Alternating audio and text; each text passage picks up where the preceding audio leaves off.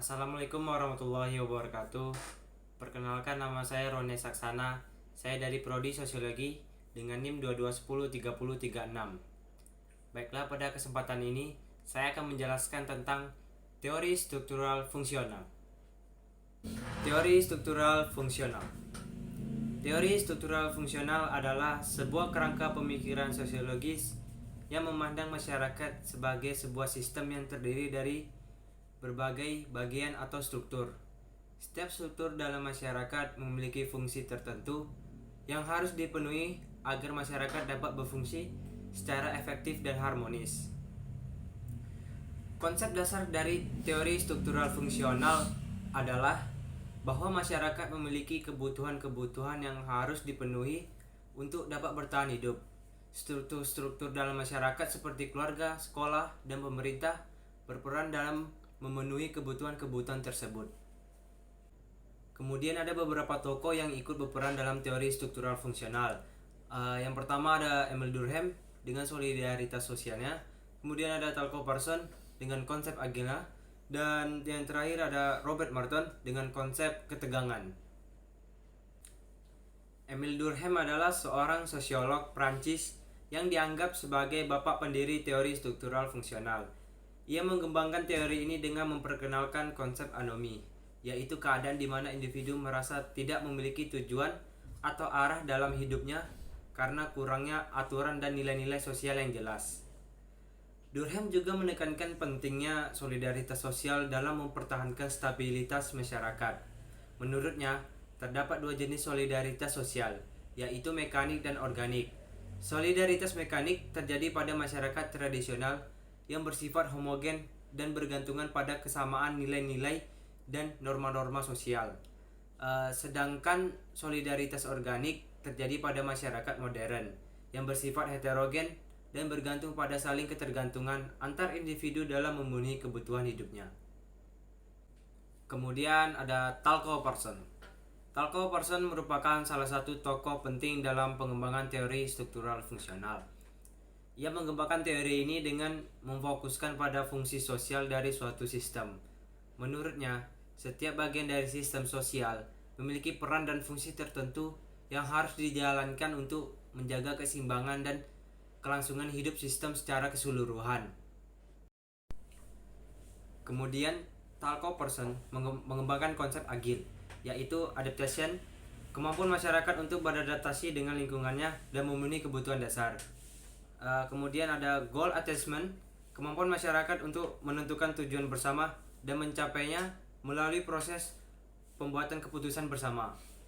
Yang selanjutnya adalah integration, menunjuk dan koordinasi integrasi fungsi-fungsi individu dalam masyarakat sehingga tercipta keselarasan dan kestabilan sosial. Yang terakhir ada latensi, merujuk pada pembentukan dan pemeliharaan nilai-nilai, norma dan budaya dalam masyarakat yang memberi identitas dan stabilitas jangka panjang. Kemudian ada Robert Merton. Robert Merton adalah sosiolog Amerika yang sangat berpengaruh dalam perkembangan teori struktural fungsional. Salah satu kontribusinya yang paling terkenal adalah konsep anomi, yang mengacu pada ketidakmampuan individu untuk menemukan tujuan hidup yang jelas dalam masyarakat yang kompleks dan heterogen. Merton juga memperkenalkan konsep fungsionalisme manifest dan laten, yang menggambarkan perbedaan antara fungsi yang dimaksud secara eksplisit oleh suatu sistem sosial dan fungsi yang tidak disadari atau tidak dimaksudkan. Konsep ini membantu menjelaskan bagaimana sistem sosial dapat berfungsi dengan efektif meskipun ada konflik dan ketidaksepakatan di antara anggotanya. Kemudian Merton membagi konsep ketegangan atau strain menjadi 5 jenis. Yang pertama ada conformity. Ini adalah tipe ketegangan yang terjadi ketika individu berusaha mencapai tujuan sosial yang diterima oleh masyarakat dengan cara-cara juga yang diterima. Mereka mengikuti norma-norma dan nilai-nilai yang ada dalam masyarakat. Yang kedua, inovasi.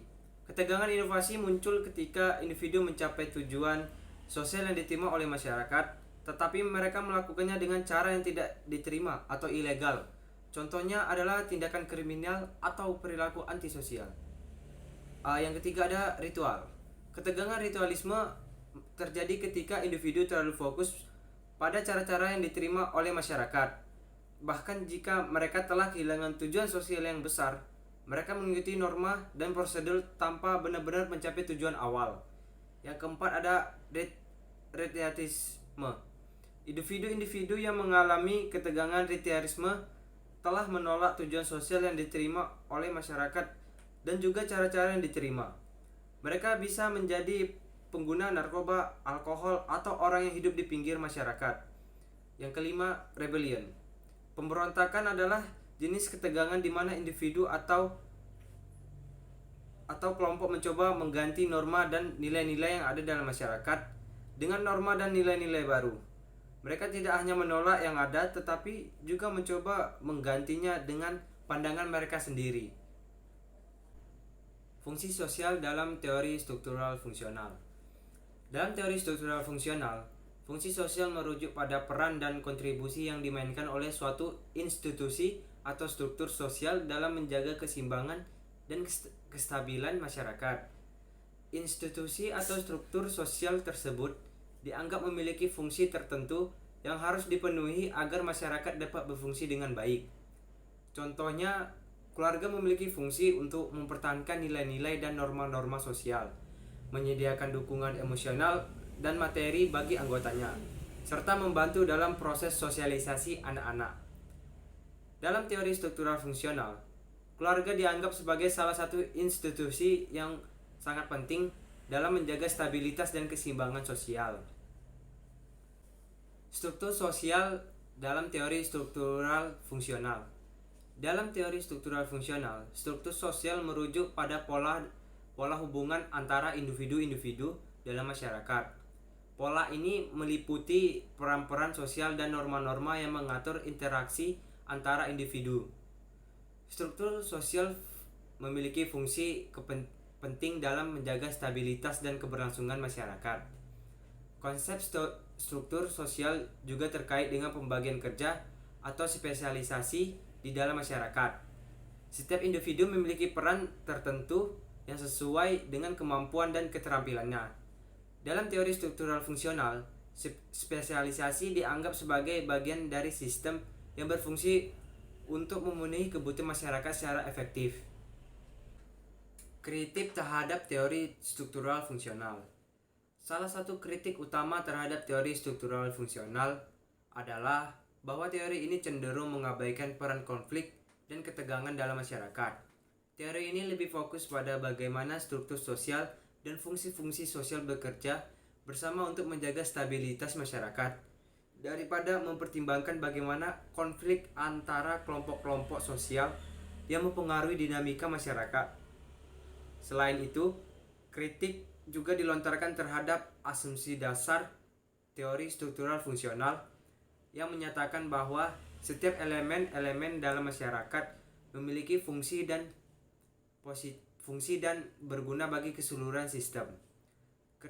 Kritikus berpendapat bahwa tidak semua elemen dalam masyarakat memiliki fungsi yang positif dan bahwa beberapa elemen bahkan dapat merugikan masyarakat secara keseluruhan.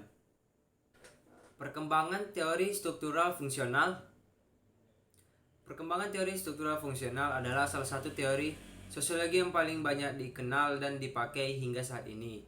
Meskipun telah ada beberapa kritik terhadap teori ini, namun tetap saja teori ini masih relevan dan digunakan dalam bidang sosiologi. Perkembangan teori ini terus berlangsung hingga masa kini dengan adanya beberapa kontribusi dari para ahli sosiologi seperti Jeffrey Alexander, Niklas Luhmann, dan Anthony Giddens. Mereka mencoba memperbaharui teori ini agar lebih sesuai dengan kondisi sosial yang terus berkembang. Contoh penerapan teori struktural fungsional. Salah satu contoh penerapan teori struktural fungsional dalam kehidupan sehari-hari adalah pada sistem pendidikan. Menurut teori ini, pendidikan berfungsi untuk melatih individu agar dapat memenuhi peran sosialnya dengan baik. Dalam hal ini, pendidikan memiliki struktur yang terdiri dari guru, siswa, kurikulum, dan fasilitas pendidikan. Setiap elemen dalam struktur tersebut memiliki fungsi masing-masing untuk mencapai tujuan pendidikan. Contoh lainnya adalah pada sistem ekonomi. Teori struktural fungsional menyatakan bahwa sistem ekonomi berfungsi untuk memenuhi kebutuhan masyarakat secara efisien dan efektif. Dalam hal ini, sistem ekonomi memiliki struktur yang terdiri dari produsen, konsumen, pasar, dan regulasi pemerintah. Setiap elemen dalam struktur tersebut memiliki fungsi masing-masing untuk menjaga keseimbangan dan kelangsungan sistem ekonomi.